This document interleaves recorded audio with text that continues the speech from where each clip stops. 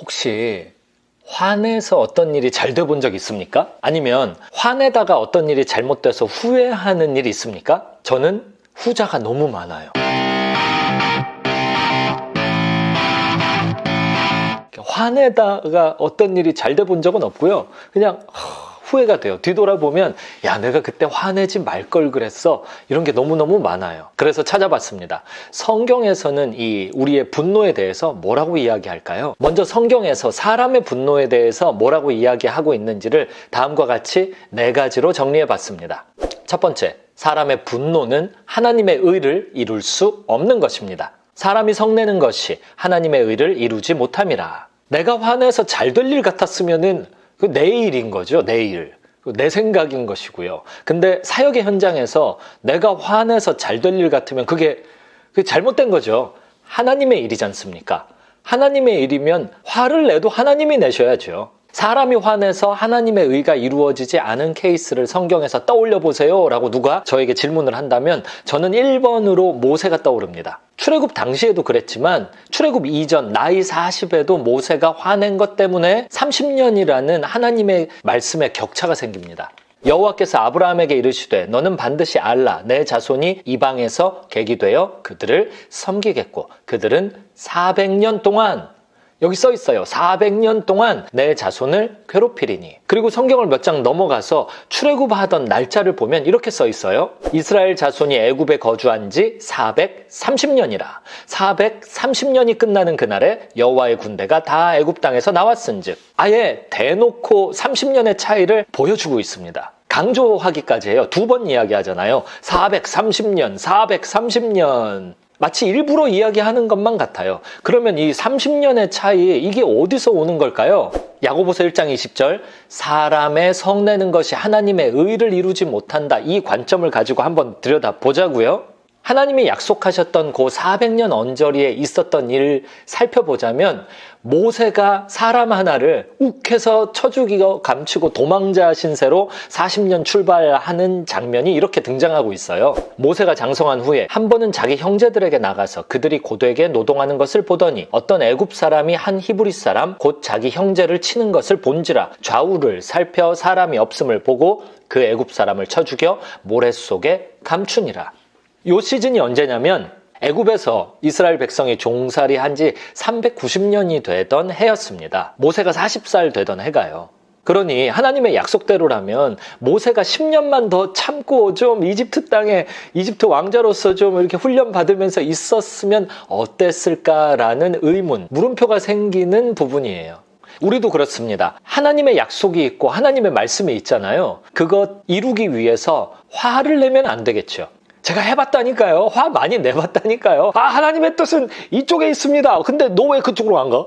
이렇게 화내본 적이 있어요. 화내서 되는 일이 없습니다. 그렇게 해서 일이 잘 된 적이 없어요. 제가 저를 성찰해봤거든요. 나는 하나님의 일에 대해 왜 화를 내나? 그렇지, 이게 맞는 거잖아. 그러니 이건 의분이야. 나는 정당해. 이거 착각이었어요. 교만해서 화냈더라고요. 하나님의 일을 내 일처럼 생각하는 거는 참 좋은데 아니 내가 하나님의 일을 통해 하나님을 무시하고 더 높은 자리로 저도 모르게 올라가려고 하더라고요. 마치 내가 사역에 출처인 양, 마치 내가 비전에 출처인 양 착각하면서요 내 힘으로 일을 하려고 도전하더라니까요. 이게 교만한 거죠. 다시 말씀드리지만 화를 내도 하나님의 일에 대해서 하나님이 화를 내십니다. 사람이 화내는 것은 하나님의 의를 이룰 수 없는 거죠.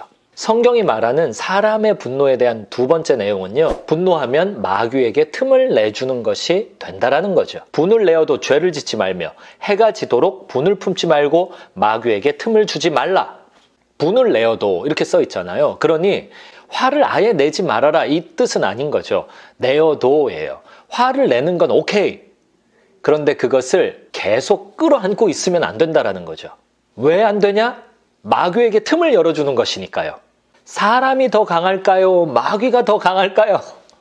사람이 더 지혜로울까요? 마귀가 더 지혜로울까요? 사람은 고작해야 100년 인생을 살잖아요. 마귀는요.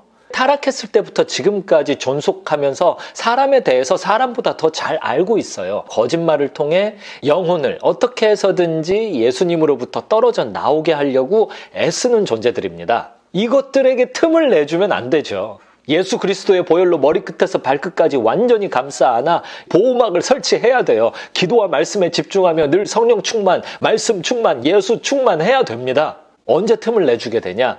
우리가 죄 지을 때 틈 내주게 돼요. 또 언제 틈을 내주게 되느냐? 감정에 휩싸여서, 분노에 휩싸여서 그 분노를 성경적으로 풀어가는 게 아니라 그냥 내가 꿍하니 끌어안고 있으면 이게 바로 마귀에게 이리 들어와 하는 꼴이 되어버린다라는 겁니다. 그 다음 세 번째 사실 말씀드릴게요. 분노는 완전히 버려야 하는 것입니다. 에베소서 4장 31절 너는 모든 악독과 노함과 분냄과 떠드는 것과 비방하는 것을 모든 악의와 함께 버리고 그러니 악한 행위뿐만 아니라 악의를 함께 버려야 되는데 이 악한 행동의 목록 중에 2번이나 반복돼서 강조되어 등장하는 게 바로 분노입니다. 노함과 분냄과 내가 붙들고 간직해야 될 것이 따로 있어요. 그거는 예수 그리스도 주님이십니다. 예수님의 말씀이고요. 예수님을 향한 신앙, 믿음입니다. 그거는 절대 놓치면 안 되고 1년 365일, 7일, 24시간 꼭 붙들고 있어야 돼요. 그러나 노함과 분냄은 버려야 되는 것입니다. 버려. 끝으로 네 번째, 성경은 우리에게 자신의 분노에 대해 즉각적인 반응을 하지 말 걸 요구하고 있습니다. 급한 마음으로 노를 바라지 말라. 노는 우매한 자들의 품에 머무름이니라. 잠언에서도 비슷한 이야기를 하는데요. 미련한 자는 당장 분노를 나타내거니와 슬기로운 자는 수욕을 참느니라. 수욕 먹고 싶네요. 내가 화가 나잖아요? 그러면 감정을 컨트롤하지 않고 감정에 내가 컨트롤 당하기로 결정해서 일을 진행해버리면 이런 사람은 미련한 사람이라는 거예요. 성경은 우리에게 이야기합니다. 너 지혜자가 돼야 돼. 어떻게 지혜자가 되냐? 감정을 머리 위에 두지 않고 감정을 내 발밑에 두는 겁니다. 특히 분노라는 감정이요. 분노가 나를 엄습해 올 때 즉각적으로 반응하지 말고 좀 멀리 두고 지켜보는 겁니다. 그게 지혜자의 모습이다 라고 성경은 우리에게 말씀하고 있습니다.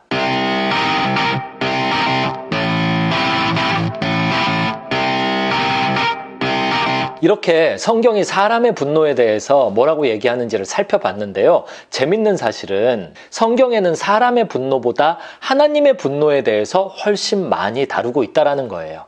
그들을 찾아서 정리해보자면 다음과 같이 4가지로 보여드릴 수 있을 것 같습니다. 첫 번째, 하나님은 죄에 대해서 분노하시는 정의의 하나님이십니다. 이것들로 말미암아 하나님의 진노가 임하느니라. 다만 내 고집과 회개하지 아니한 마음을 따라 진노의 날, 곧 하나님의 의로우신 심판이 나타나는 그 날에 임할 진노를 내게 쌓는도다. 하나님은 심판하시는 분이십니다. 하나님은 정의와 공의의 하나님이세요. 그분은 악을 눈감아주지 않는 분이십니다. 죄에 대해, 악에 대해 하나님은 지금 이 시간에도 진노를 쌓고 계시는 하나님이십니다. 두 번째, 하나님은 노하기를 더디하시는 하나님이십니다. 여호와께서 그의 앞으로 지나시며 선포하시되 여호와라 여호와라 자비롭고 은혜롭고 노하기를 더디하시고 인자와 진실이 많은 하나님이라. 하나님은 우리 인간처럼 분노에 휩싸여서 어떤 행동을 급하게 하시는 분이 아니십니다. 퍼스펙티브가 달라요. 반드시 심판하시되 그 심판을 차곡차곡 준비해서 천천히 진행하시는 하나님이십니다. 노하기를 더디하는 모습, 이것을 출애굽기 34장 6절에서는 인자와 진실이 많은 하나님이라고도 설명하고 있죠. 하나님은 천천히 화내시는 분이십니다. 또 하나, 하나님은 긴 코의 하나님이십니다.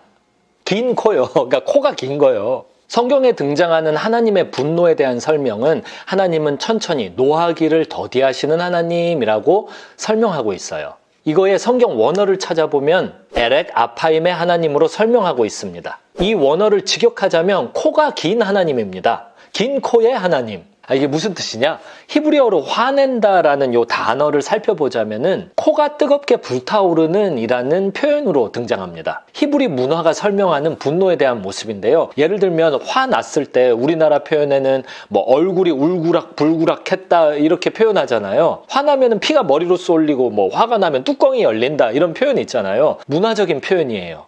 코가 불타오르고 있는 사람, 이게 화내는 사람이라는 뜻이죠. 머리로 피가 쏠리니까 얼굴이 불그락 빨개진 겁니다. 근데 이 빨개진 것의 중심에 코가 있으니까 유대인들은 코가 불타오르고 있다라고 표현을 했던 것 같아요. 길다라는 건 뭘 의미하냐? 얼굴이 천천히 뜨거워지는 겁니다. 긴 코가 화내는데 더 오래 걸리더라는 거죠. 그래서 히브리 성경에는 에렉 아파임의 하나님, 코가 긴 하나님이라고 표현하고 있는 거예요. 인간은 납작코인 거죠. 분노에 쉽게 잠식당하는 거예요. 열이 올라오면 다 빨갛게 돼버리는 거죠. 그런데 하나님은 열이 올라와도 금세 빨갛게 되지 않는 거예요.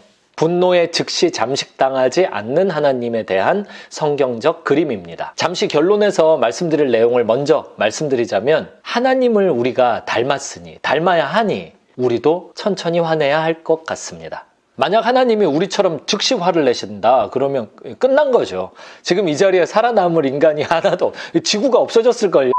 끝으로 하나님의 분노에 대해서 성경은 뭘 설명하냐면, 하나님은 정의와 사랑 때문에 분노하신다, 이 이유를 설명하고 있습니다. 물이 다시 흘러 병거들과 기병들을 덮되 그들의 뒤를 따라 바다에 들어간 바로의 군대를 다 덮으니 하나도 남지 아니하였더라. 출애굽기 15장 7절에 보면 모세와 출애굽 백성들을 끝까지 추격해왔던 바로의 군대가 어떻게 심판받았고 왜 심판받았는지를 설명하고 있습니다. 주께서 주의 큰 위엄으로 주를 거스리는 자를 엎으시니이다. 주께서 진노를 발하시니 그 진노가 그들을 지푸라기같이 사르니이다. 이 바로와 바로의 군대를 보자고요. 이들이 행한 악행 중에 최악을 하나 떠올려 보세요 하면, 아니, 깐난애기들 다 죽인 거죠. 온 나라 안에 있는 깐난애기들 중에 그 히브리 남자애들을 다 죽인 거 아닙니까? 이런 만행이 어디 있습니까? 그걸 가만히 둬요? 하나님은 어떻게 하셨습니까? 가만히 두셨어요. 40년 동안이나 가만히 두셨어요. 마지막에 심판 직전에도 하나님은 계속 기회를 주십니다. 그게 10가지 재앙 아닙니까? 10가지 재앙을 또 하나의 측면에서 바라보자면 이게 은혜 아닙니까? 기회가 10번이나 있잖아요. 야, 하나님이 진짜네. 그렇다면 어이구, 내가 잘못했구나. 내가 그렇게 만행을 저질렀구나. 이거 일을 어쩌지? 하나님 잘못했습니다.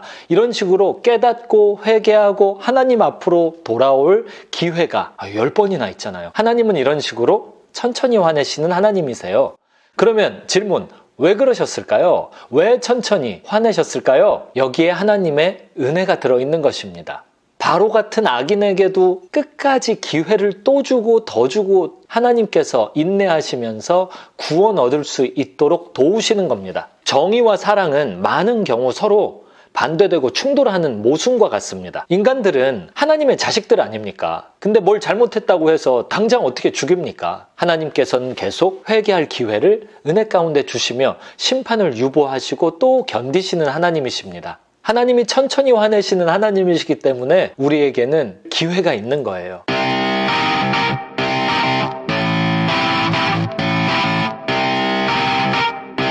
우리가 분노를 어떻게 다뤄야 하는지 성경이 너무 명확하게 보여주고 있습니다. 우리가 누굽니까? 죄인들 아닙니까? 하나님의 정의의 심판을 받아 마땅한 죄인들이라고요. 하나님의 진노가 불의로 진리를 막는 사람들의 모든 경건하지 않음과 불의에 대하여 하늘로부터 나타나나니 이는 하나님을 알만한 것이 그들 속에 보임이라. 하나님께서 이를 그들에게 보이셨느니라.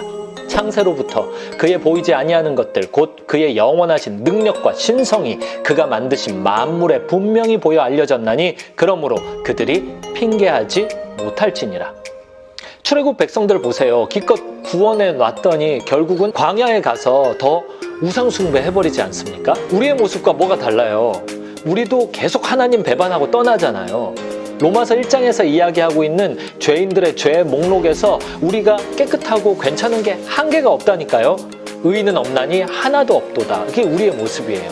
하나님의 정의와 공의의 심판이 딱 대기 중인 것이죠. 하나님은 그런 우리에게 어떻게 분노하시는지를 보여주고 있습니다. 그러므로 남을 판단하는 사람아, 누구를 막론하고 내가 핑계하지 못할 것은 남을 판단하는 것으로 내가 너를 정죄함이니 판단하는 내가 같은 일을 행함이라. 이런 일을 행하는 자에게 하나님의 심판이 진리대로 되는 줄을 우리가 아노라. 이런 일을 행하는 자를 판단하고도 같은 일을 행하는 사람아, 내가 하나님의 심판을 피할 줄로 생각하느냐.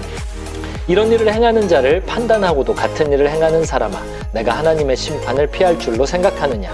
혹 내가 하나님의 인자하심이 너를 인도하여 회개하게 하심을 알지 못하여 그의 인자하심과 용납하심과 길이 참으심이 풍성함을 멸시하느냐.